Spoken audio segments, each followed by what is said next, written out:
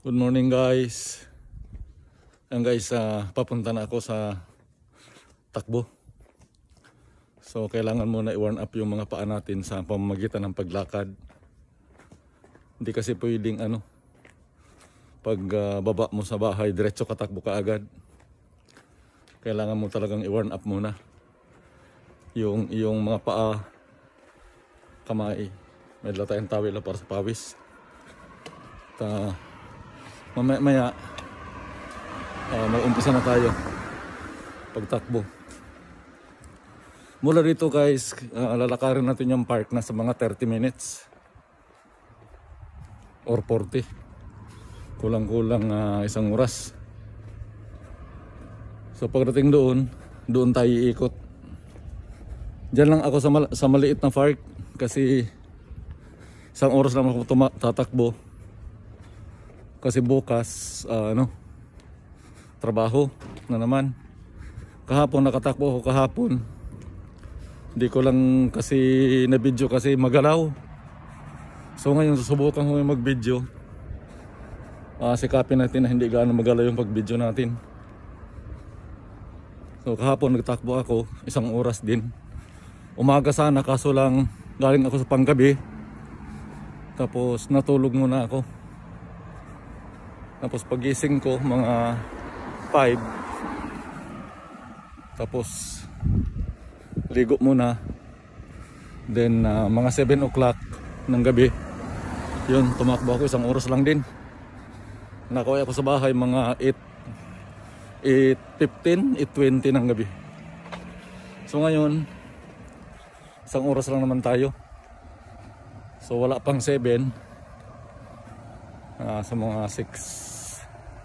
6:48 pa lang ng umaga. So mahirap kasi pag dito tayo sa kalsada kasi maraming mga sasakyan dumadaan. Saka karamihan ng mga driver nagsisigarilyo. So bukas yung kanilang bintana. Kaya pag nasundan mo yun, sobrang baho ng sigarilyo. Ay, hindi ko kinakaya yung baho ng sigarilyo kasi yung amoy ng sigarilyo hindi ko kaya. Kaya kailangan doon tayo sa loob ng park kasi safety. Yung iba naman, yung nagja-jogging na naninigarilyo, so walang problema sa kanila yun. Ako kasi hindi ako naninigarilyo, kaya hindi ko kinakaya yung baho ng usok. Saka delikado sa akin kasi nga pag parati ko nalanghap yung amoy ng sigarilyo, yung baho ng usok, para rin akong second smoker. So mas delikado ang second smoker ka kaysa yung ikaw ang nagsisigarilyo. Yun ang sabi ng doktor, kaya iniiwasan ko yun. So yun, medyo mali-li ng lakad natin. So hintayin ko lang maabot ng mga 10 to 15 minutes yung lakad ko sa ako umpisahan magtakbo. Abangan nyo lang tong video. I-upload ko to sa YouTube channel ko, ang Gumahin Vlog. Tapos mamaya mayroon akong gawing short video naman. Pag malapit akong matapos sa pagja-jogging, i-upload ko naman sa aking reels. So abang-abang lang mga idol. Malapit na ako mag-umpisa. Kailangan lang munang warm up kasi para hindi mabigla yung paa natin. Most especially yung wearing talaga ng safety. Kailangan komportable ka sa sapatos mo, komportable ka sa gamitin mong pidyas, tapos yung shirts, and then maglagay ka ng depensa sa tuhod, sa ankle joint, kasi ang pinaka-importante na mayroong protection gear. Hindi lang basta takbo, kasi ang purpose mo kasi tatakbo ka para mapanatili yung energy mo sa katawan. So paano kung ma-injured ka dahil wala kang preparasyon sa iyong takbo? Kailangan bago kayo tumakbo, bago magsuot ng yan ganito, depensa sa tuhod, tapos cycling shirts, kailangan lagyan mo ng salon pass.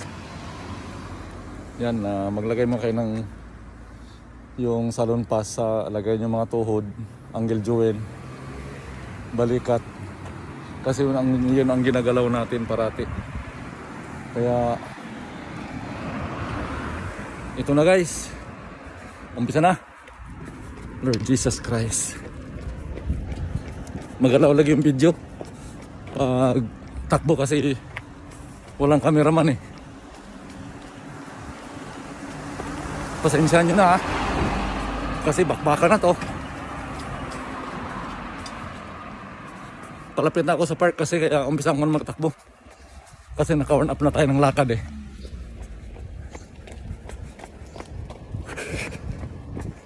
One hour lang to, 1 hour. Ikot lang ako sa park. Tapos guys, pag umpisa nyo magtakbo, i-observe nyo yung sarili nyo. Kung wala bang masakit sa katawan ninyo, sa tuhod, sa paa, sa mga kamay, likod. Pag mayroon, itigil nyo. Tigil muna. Kasi delikado pag pilitin.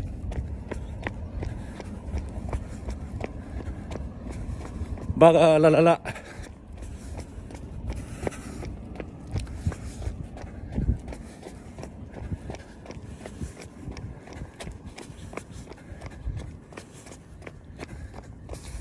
Yan guys, kita-kits lang tayo mamaya pag doon na sa park. Thank you. Bye bye.